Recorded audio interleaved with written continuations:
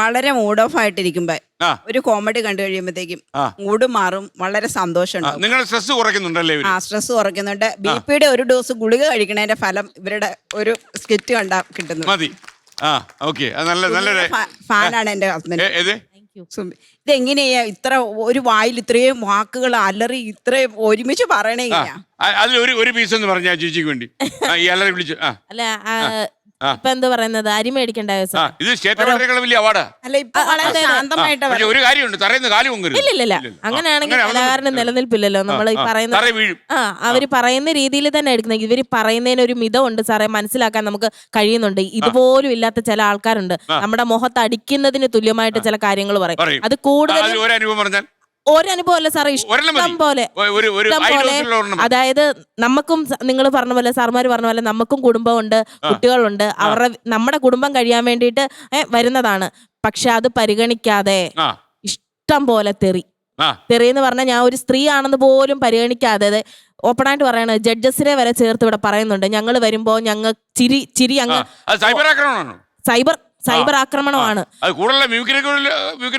നമ്മൾ പരാതിയുമായിട്ട് പോയിട്ടുണ്ട്. നിങ്ങൾ മനസ്സിലാക്കേണ്ടുന്ന ഒരു കാര്യം, നമ്മൾ കലാകാരന്മാരാണ്, കലാകാരികളാണ്. പക്ഷെ അതിലുപരി നമ്മൾ മനുഷ്യരാണ്. നമുക്കും പ്രതികരിക്കാനുള്ള കഴിവുണ്ട്. പക്ഷെ ഒരു ഒരു ലേബലാണ് കലാകാരി.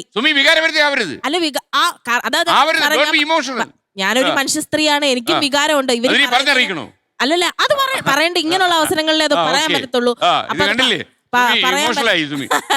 എന്റെ ഫാമിലി, എന്റെ ഹസ്ബൻഡ്, എന്റെ റിലേറ്റീവ്സ്, ഇതിൽ എന്നെ ഇഷ്ടപ്പെടാത്ത ആൾക്കാർ മാത്രമേ അത് ആസ്വദിക്കത്തുള്ളൂ. അയ്യോ സുമി എല്ലാവർക്കും ഇഷ്ടമാ. അല്ല, ഇഷ്ടപ്പെടാത്ത ആൾക്കാരുണ്ട്. ഞാൻ എല്ലാവരും ഇഷ്ടപ്പെടണമെന്ന് ഞാൻ പറയുന്നില്ല സാർ. സഹോദരി വേണ്ടി സുമിയുടെ ഫാനാന്നാ പറഞ്ഞു. ദുരിതരാന്നാന്നോ? എങ്ങനെ ഈ വായിക്കാത്ത ഇത്ര ഇറങ്ങുന്ന ചോദിച്ചല്ലേ? അതല്ലേ സാമ്പിൾ ഡയലോഗ്. അത് ഇവര് ഈ പറയുന്ന പോലെ ഇവിടെ ഇപ്പൊ നമ്മുടെ ജഡ്ജസ് വന്നിരിക്കുന്നത് ഈ പ്രേക്ഷകരുടെ പ്രതിനിധികളായിട്ടാ. അവരൊരു ചിരി തരുമ്പോ നമുക്ക് കിട്ടുന്ന ഒരു ഊർജ്ജം എന്ന് പറയുന്നത് വേറെയാണ്. അപ്പം ആ കിട്ടുന്ന ഒരു പവർ ചിലപ്പോ ഇവിടെ കിട്ടണം എന്നില്ല. എന്തെങ്കിലും ഒരു മറ്റേ ആ ദീപാവലിയുടെ ആ ഒരു സാധനം, പടക്കം മേടിച്ചിട്ടില്ല എന്ന് പറഞ്ഞൊരു സാധനം, അത് കണ്ടിന്യൂസ് ആയിട്ടുള്ള ഡയലോഗ് അല്ല, ജസ്റ്റ് ഒന്ന്. ചേച്ചി സജീവമായിട്ടിരുന്നോണം. പടക്കം മേടിച്ചില്ലേ നിങ്ങൾ? പടക്കം മാറ്റില്ലടി. കണ്ടോ, ഞാൻ എത്ര തവണ പറഞ്ഞാലും നിങ്ങളോട് പടക്കം മേടിക്കണമെന്ന്. പടക്കം മാറ്റി പൊട്ടിച്ച് കളയാനൊക്കെ പൈസ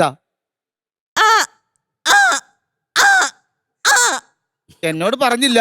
എന്തുവാ? നടക്കുമ്പോ ശബ്ദം കേൾക്കുന്ന ഷൂ വാങ്ങിച്ച കാര്യം. നടക്കുമ്പോ ശബ്ദം കേൾക്കുന്ന ഷൂ അല്ലേ? ഇത് ഞാൻ കരഞ്ഞതാ. ഇത് ഒരു ചെറിയൊരു പോർഷൻ ആണ്. പിന്നെ കണ്ടിന്യൂസ് ആയിട്ട്